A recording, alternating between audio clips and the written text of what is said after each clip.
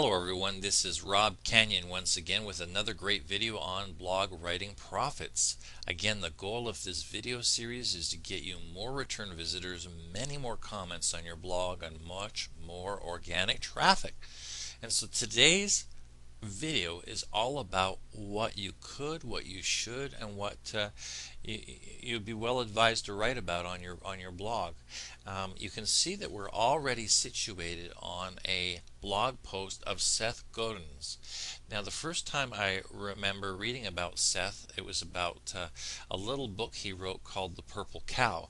He's written quite a few different things. He's a sort of an alternative marketer, and he's been blogging for many years. You can see here at the top of the screen here, if I just highlight this URL, this is a blog post he wrote in 2006. Again, back then he was using TypePad, which is a blog hosting service, and still does today. But this blog post is so good.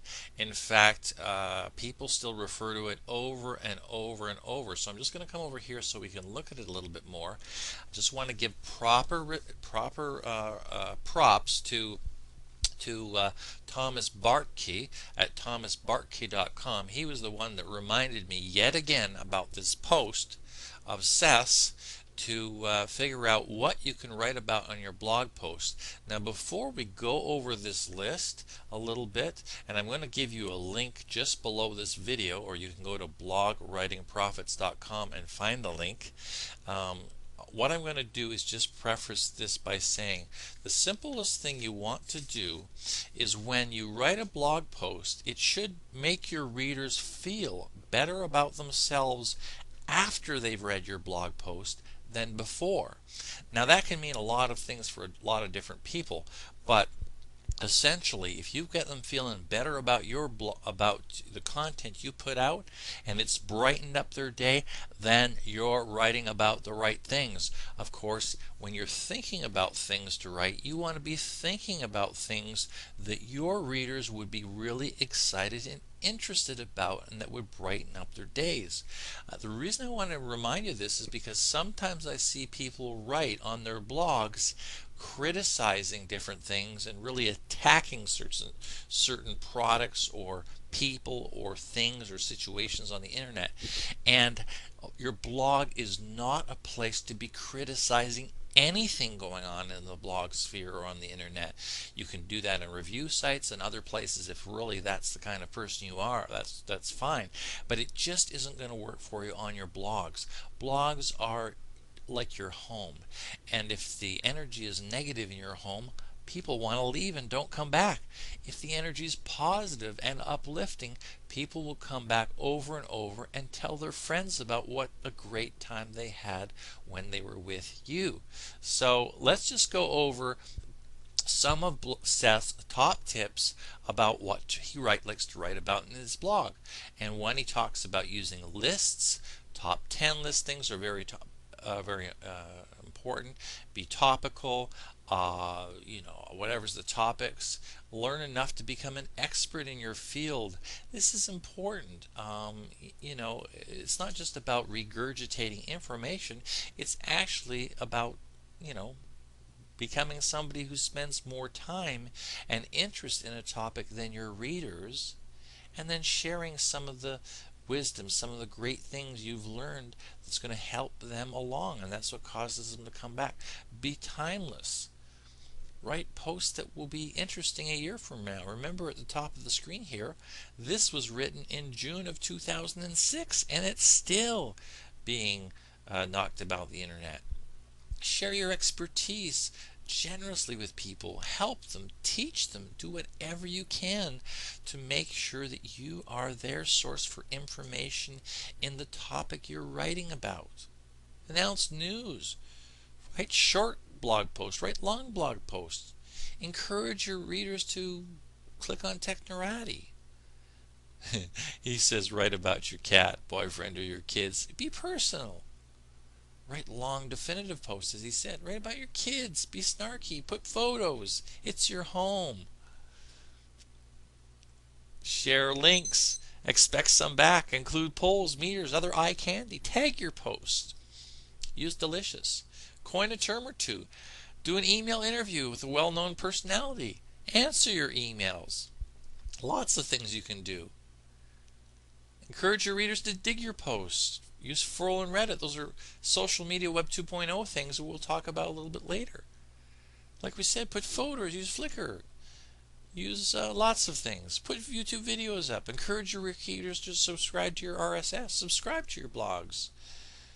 Take your readers through a month-long education.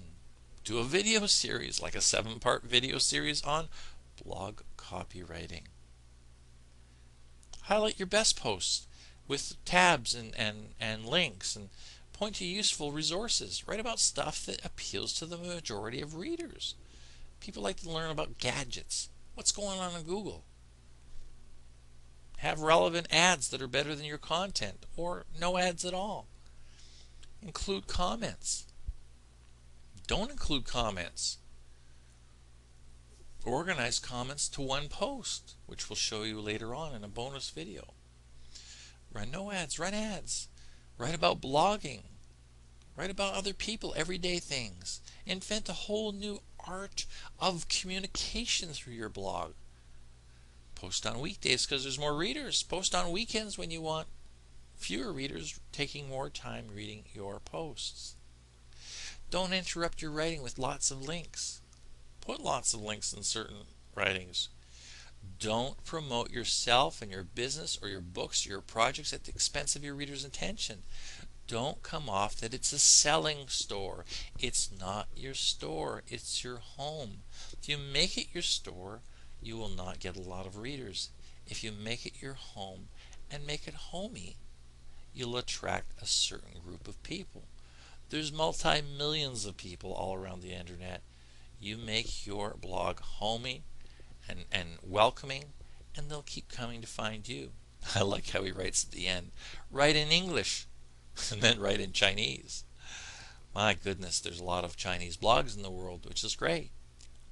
Write about stuff that people want to read about and share.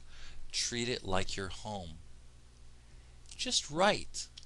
Write a little bit here, write a little bit there. Be respectful of others. Keep your pride to an all-time low. Be humble, and just give as much as you possibly can, and your readership will grow. The thing that most important about writing blog posts is when you've written your first one, pat yourself on the back. That's a great accomplishment.